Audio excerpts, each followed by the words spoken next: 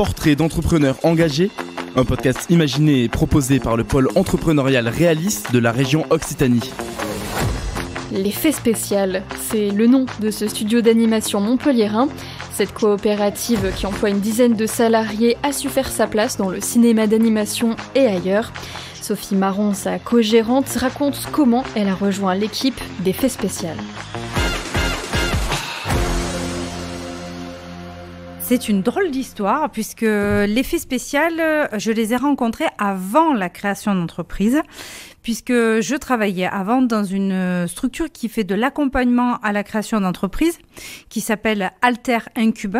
C'est ce qu'on appelle un incubateur, un organisme qui accompagne des projets d'entreprise, mais des projets qui sont innovants socialement. On connaît souvent l'innovation technologique, mais là c'est l'innovation sociale. Et donc, c'est un incubateur qui est à Montpellier, qui a été le premier incubateur d'innovation sociale en France. Et l'effet spécial, du moins l'équipe des fondateurs d'effet spécial, est passée par cet incubateur pour créer l'entreprise. Donc, je les ai accompagnés pendant 1 an et demi. Et quand l'entreprise a été créée, l'ancienne dirigeante m'a proposé de les rejoindre pour m'occuper des aspects de développement, des aspects de R&D et un peu de commercialisation et de gestion de l'entreprise. L'effet spécial, c'est un studio d'animation qui propose de faire des courts-métrages, qui aussi collabore pour des longs moyens-métrages. Et vous, c'est quelque chose qui vous a plu, l'animation ? Vous avez une espèce de coup de cœur ? L'animation, du moins, j'ai le sentiment que ça plaît à beaucoup de personnes. Moi, ce qui me plaisait, c'était pas Disney, c'était pas Pixar, c'était faire des films qui ont une ligne éditoriale un peu spécifique, donc du film d'auteur, des films qui vont parler du rôle des petites filles, du rôle de la femme, comme dans Dilly à Paris, ou qui va raconter l'histoire des républicains espagnols en 1939 avec Joseph, ou encore qui va parler de la guerre Iran-Irak dans les années 80 avec La Sirène. Et donc, du coup, ce qui m'a intéressée, justement, c'était des films qui racontent des histoires et ces histoires qui ont vraiment du sens. Et donc, du coup, ça permet d'allier à la fois la forme juridique la SCOP, d'effets spéciaux, on est une coopérative, et aussi le fond avec le sens de cette ligne éditoriale. Et chez l'effet spécial aussi, on adore les projets un peu spécifiques en lien avec la biodiversité, l'environnement, les insectes bizarres. Voilà, c'est des choses aussi qui nous plaisent beaucoup. On fait de la médiation scientifique aussi. Quel est l'intérêt pour un studio d'animation d'être une coopérative ? Parce que c'est un format assez original. La plupart des studios ne sont pas des coopératives. Toutes les entreprises, ou beaucoup d'entreprises en France, pourraient être en format coopératif. C'est pas tant en quoi un studio d'animation, quel est son intérêt. C'est-à-dire que vous avez, par exemple, une grosse entreprise en France qui s'appelait avant Chèque Déjeuner, qui s'est renommée Up, qui est une des plus grosses entreprises en France, qui est une coopérative. Vous avez Acom, vous avez pas mal de boîtes qui se sont transformées. Là, assez récemment, vous avez qui font des verres, vous savez qu'on a Durex qui vient de se transformer en coopérative. Et donc, du coup, en fait, ça peut être n'importe quelle entreprise à partir du moment où elle a dans son ADN ou dans les gens qui y sont une envie d'avoir des enjeux sociaux, sociétaux, environnementaux.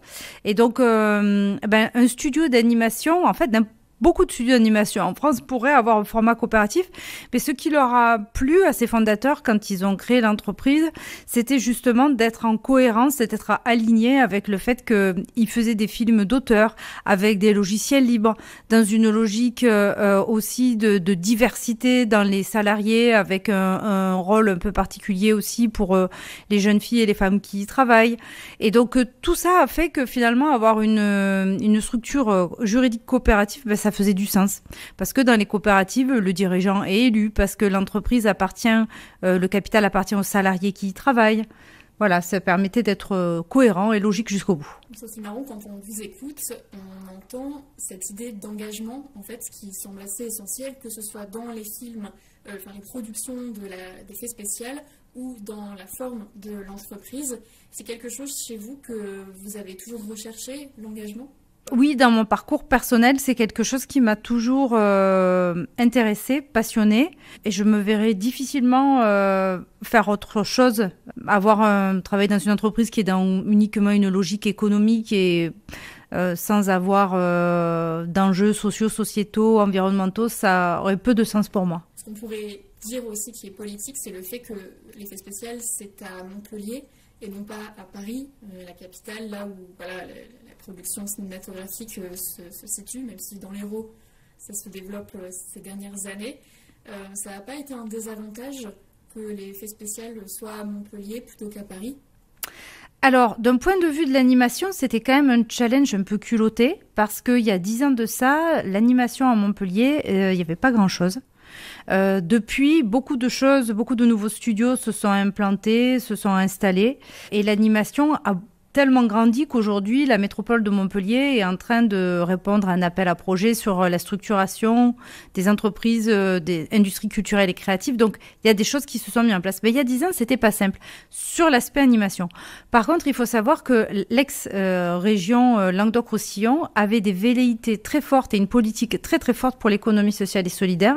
Vous aviez des dispositifs de première embauche de cadres, des dispositifs d'aide à l'investissement, des dispositifs sur les études de marché, le pôle Réalis qui se crée pour l'économie sociale et solidaire, et ça, on le trouvait dans aucune autre région. Et quand Languedoc-Roussillon s'est transformé, a fusionné avec Midi-Pyrénées pour devenir Occitanie, cette politique est peut-être un peu moins forte aujourd'hui, mais en tout cas, ça a quand même été assez conservé. Et je pense qu'on est une des régions phares sur les enjeux d'économie sociale et solidaire. Et c'était une vraie bonne idée de s'installer en coopérative en Languedoc-Roussillon à l'époque. En tout cas, les faits spéciaux, c'est un succès parce que depuis, vous avez collaboré avec Michel Oslo sur Dilili à Paris. Vous en avez parlé. Vous avez aussi travaillé sur Joseph. Vous avez aussi collaboré avec le musée Fabre à Montpellier. Comment est-ce que vous avez fait pour avoir toutes ces opportunités? Alors, il faut savoir que pour Dilili à Paris, Michel Oslo, Éric Serre, qui est un des fondateurs d'Effets Spéciaux, a travaillé pendant 20 ans comme premier assistant réalisateur de Michel Oslo. Virginie Guillemino, Eve Machuel et Flavio Pérez avaient travaillé aussi avec lui sur Azur et Asmar. C'est là qu'ils se sont tous rencontrés.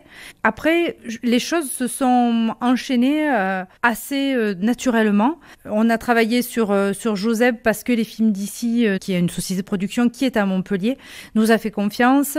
Je pense qu'après, on a un peu fait nos preuves. Et puis, on a une patte graphique et un style qui fait que ça s'est fait, je dirais, assez naturellement. Maintenant, l'effet spécial, c'est combien de coopérateurs? Alors, on est à peu près 13 emplois en moyenne, on appelle ça des équivalents de temps plein. Et puis, on est 9 associés. 9 associés salariés, parce qu'on pourrait avoir des associés extérieurs, mais on est 9 associés salariés et nous sommes 3 co-gérants. Comment faire pour être bien entouré quand on est une coopérative, quand on a ce modèle social, vous l'avez dit, qui n'est pas rare, mais qui reste quand même pas le plus courant? Comment est-ce qu'on fait pour être aidé tous les jours pour ces problèmes, pour les problèmes qu'on peut rencontrer? Alors les problèmes, ils peuvent être très divers et variés, hein, évidemment. On peut avoir des soucis de trésorerie, on peut avoir des problèmes RH dans une entreprise. On s'ennuie pas. Il y a souvent des choses, voilà, des délais de paiement des impôts. Alors nous, on a fait le choix d'être à Réalis où on est justement, en tout cas, on a été accompagné pendant les 3 premières années. On est aussi suivi parce qu'on est une SCOP par l'Union régionale des SCOP, qui est une structure d'accompagnement à la création d'entreprise, mais qui fait aussi du suivi. Il faut savoir que quand on est une SCOP, une société coopérative, on a un audit tous les ans qui s'appelle une révision coopérative et qui nous permet de pouvoir être une SCOP et d'être inscrit sur une liste ministérielle. Ça s'appelle la révision coopérative et c'est obligatoire. Tous les ans, on fait un 360 sur notre entreprise pour vérifier qu'on va bien économiquement, qu'on fonctionne de façon telle qu'on s'était engagé en respectant l'égalité homme-femme, les salaires, les questions de formation de notre équipe. Et donc, tout ça, ça nous permet de rester, je dirais, dans le cadre et d'être aussi accompagnés. L'année dernière, nous avons fait un tour de table financier avec 3 financeurs différents, notre banque, mais aussi France Active et le mouvement de la CGSCOP avec Socoden. Donc, on a des acteurs qui interviennent spécifiquement pour l'économie sociale et solidaire et le mouvement coopératif. L'effet spécial propose de la formation. Il y a eu ce développement-là ces dernières années. Est-ce que les années qui arrivent, vous avez d'autres projets pour diversifier votre activité sans non plus perdre sa substance? Eh bien, notre activité qui a d'abord commencé vraiment par du graphisme pur, c'est-à-dire la fabrication d'images animées, a évolué avec le temps justement sur la création. Nous avons pas mal de codeurs, des gens qui codent et qui fabriquent ce logiciel LibreFlow, qui le développent. Donc aujourd'hui, si vous venez dans nos locaux, on a une grosse équipe de codeurs, de techniciens et moins de graphistes. Donc selon les périodes, ça peut dépendre un peu. Et puis, on a aussi beaucoup travaillé sur les appels d'offres publics, sur des questions de médiation scientifique. Donc, je pense qu'à l'avenir, on va plutôt se recentrer sur des questions de services pour le cinéma et d'images pour le cinéma. Comment est-ce que vous faites pour à la fois travailler avec des partenaires locaux, par exemple le musée Fabre à Montpellier, le musée de la Romanité à Nîmes, et en même temps travailler sur des productions internationales comme celle dont vous parliez tout à l'heure, La Sirène, qui était sur 7 pays différents. Comment faire ? Justement, quand on a répondu au premier appel d'offres sur des questions de musée, c'était le musée de l'Odève qui a été complètement refait à neuf. Et je le dis, je le redis, il faut vraiment que les gens aillent visiter ce musée qui est un lieu passionnant pour les enfants et pour les adultes, où on parle archéologie. On a fait 26 multimédias différents pour le musée de l'Odève. Et en fait, c'est un musée qui, malheureusement pas assez connu du grand public, mais qui est connu par les professionnels et qui ont, à l'époque, quand le musée a ouvert, les gens ont titré, les journalistes ont titré l'équipe de Kirikou fait le musée de l'Odève, quoi. Donc, en fait, les professionnels des musées, les autres conservateurs, ils sont allés, ont vu ce qu'on avait fait là-bas. Et depuis, c'est une carte de visite formidable pour nous. Donc, ça nous a permis d'ouvrir les portes de l'Institut de France. Le conseil départemental des Pyrénées-Orientales est venu nous chercher pour du vidéo mapping. On a eu le musée de la Romanité, le musée Fabre. On a eu des musées dans Cérunes aussi. Et donc, pour nous, on a carrément développé un programme de R&D dédié à la médiation scientifique, et c'est-à-dire comment est-ce qu'on fabrique des images en travaillant avec des comités scientifiques des musées. C'est-à-dire que quand on travaille sur la thématique des volcans, le lendemain, on va travailler sur le sacrifice des animaux pendant la Romanité.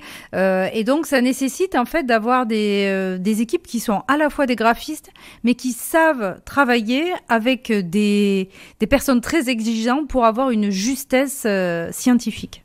Sophie Marron, merci. Vous êtes la co-gérante des Faits Spéciales. Merci à vous. Merci à vous. Bonne journée.